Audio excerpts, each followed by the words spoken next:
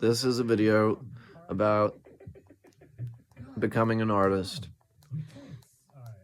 And I guess I'll start by saying all of the things that got me started. And it's much like anybody else. Everybody else's story is about the same. So I guess I was 10 years old. I was really into Dragon Ball Z, Dragon Ball GT. That was what was around back then. And I'm trying to find some music to kind of... please don't leave me. I don't know. And so I was 11 years old, and all of a sudden I decided I'm growing up. And my cousin was like, I can't play video games anymore either, because video games were also my biggest influence. I love to this day, I love video games. They're one of my biggest influences for sure. And the video game music too. It all plays a part. So let's turn this down a little bit so I'm not like yelling over it. So at 11 years old, I started listening to the radio here in Withville, and we listened to K92. And I started seeing things on MTV, which was an awakening of my own prepubescent sexuality as well, because the first thing I saw was Baby Boy, Beyonce, and Sean Paul, which was a foreshadowing of the type of music that I'd listen to later on, because it had that dance hall. But anyways, I listened to, hey ya, the Outkast song, and I just thought, wow, that's brilliant. That's perfect. It's exactly what I wanted to hear. Like, everything about it was pop, and it was hip hop. And at the time, that's what I was really into. I was into hip hop a lot. The other thing that I got into, which I hated at first, it's like, God, this is so whiny. This is so, begging for attention, and look at me, Mom and Dad. I've turned into a monster. That type of thing. That's pop punk. And the first band that really I hated at first, not for very long, was Blink-182. And from there, I listened to Good Charlotte. Good Charlotte, I loved. Sum 41. Others I can't remember right now. Green Day I got into later, because they didn't really have anything out at the time. Once American Idiot came out, I was just like, I gotta buy that. I was a little worried about it because it had that emo type of look to it, and I was like, oh, this is a little bit too, what do you call it? Too much emotion. That's not the right word, because I love emotion in music. Damn, but you know what I'm trying to say. Sappy. And so music became something I was just like, I would listen to the radio every night. Before I went to sleep, I'd have the radio on all night long. That's all I cared about, was just music. And this was during a time in 2003, 2004, they put me on this stuff called Stratera, because I couldn't pay attention in class. And that's a horrible thing, because I like to daydream. And all I really wanted to do was go home and play video games like anybody else. And a lot of the stuff they were teaching us, there were certain things that I was really interested in. I'm a very inquisitive person, but not what they were teaching us. It felt pretty mundane and like we were never going to use it for anything. And I felt that way all the way throughout school. So moving on from that,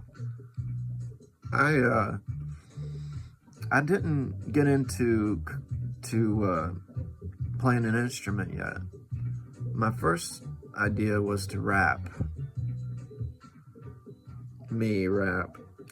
And I had this little collective. I went from being sort of a popular kid to being one of the outcasts, and I figured I actually really like outcasts better because they're more unique. Their minds were a little bit more different, and I liked that. I wanted to be part of the outcast group better than the people who just wanted to copy each other and do that type of stuff, play sports. And I tried to play sports, but I had problems when I was a kid, health problems that I made it really hard for me to do that kind of stuff. I tried as best as I could, but I was the guy that was always picked last in gym class. It was me and this little skinny blonde girl every time. So you know how that goes. It always hurt. That's for sure. Nobody ever wanted to be on my team, because as it turns out, the outcasts didn't really want to accept me for a little while. As well as the jock type. And yes, the school I grew up in was very clique based. It was very group oriented, and they still had that mentality, and which continued on until high school, unfortunately. So we made our own little outcast group of 4 people. I'll go ahead and blurt out their names. It was Andrew, John, Hunter, and me. And John really got us into a group called the Insane Clown Posse. And so we were really into this horrorcore, murder, stabbing, and slit your throat, and like we really felt like badasses. We were like, what, 12, 13 years old? And from there, that's where I really started to learn how to make my own lyrics, believe it or not. Because the lyrics were so juvenile and simple, I was like, well, I can do that. Shit, anybody can do that. And so I did. And I wrote like 5 albums worth, like with 20 songs in each one. I mean, a couple of them they were EPs. And I would use my computer microphone, and I would bring my friend over, and it was a collective. It was me and Andrew, and we were the Serial Insane Clown Killers, which is an acronym for SICK, which at the time I thought was really clever, and that we were going to make it or do something good with that. We started turning out to be the biggest posers you'd ever seen. We used to, wear those aluminum grills. Not aluminum, they're actually aluminum, but they were from the chewing gum wrappers. We put them on through both of our tees. We would use Sharpies and like try to make tattoos, and it'd be all about Insane Clown, Psychopathic Records stuff. And that was our 8th grade experience. Sorry, my nose looks pretty funny in a certain shadow, doesn't it? Just a random story. When I was a baby, a cabinet fell down on my face. That's why my nose is a little funky. Anyway, around that time, I think it was for Christmas, somebody bought me a guitar. And it was like this Esteban first starter guitar. And it came with like a tutorial video. And I just remember being like, all right, this is what I want to do. Because I started to get into rock and roll. The first big rock and roll stuff I got into was AC/DC. The one that really pushed me over into metal and rock and roll was Ozzy Osbourne. Huge fan of Ozzy Osbourne. Had dreams about it. I was just like enamored.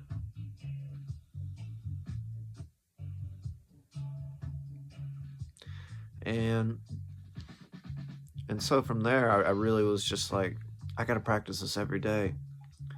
And I played it. I played it. And the stuff that this dude was doing with his long ass fingernails, he had fingernails that were out to here. No disrespect to Esteban, but he was playing all these songs. It was just like Flight of the Bumblebee and all kinds of stuff. And I'm just like, this is what it takes to be a good guitar player. And I remember that Christmas going downstairs and being like, Dad, do you ever think that I'm going to be a good guitar player? Like, truly. Like, I was asking him heart to heart there. He looked up at me and said, I think you can do anything you want to do, like a good father would say. And so I kept trying. I kept sucking really, really bad. But I was getting better. I was starting to learn things. One of my issues was I really loved AC/DC. I loved Angus Young, so I really tried to play fast. That was my big thing. Was I really wanted to play fast. But I wasn't playing anything. I was just playing notes really quick. So, should I make this into 2 parts? I'll go on for a couple more minutes. So I started making my own song, my own album, as because that's what I really like to do, is to think of my own creation and an album. And I always had a vision for everything that I did. And I tried to incorporate Andrew into it, but mostly it was me at this point, because he didn't have a drum set at the time, and I know that he really wanted to be a drummer. Me, Hunter, and Andrew really wanted to be in a band together. We figured that out.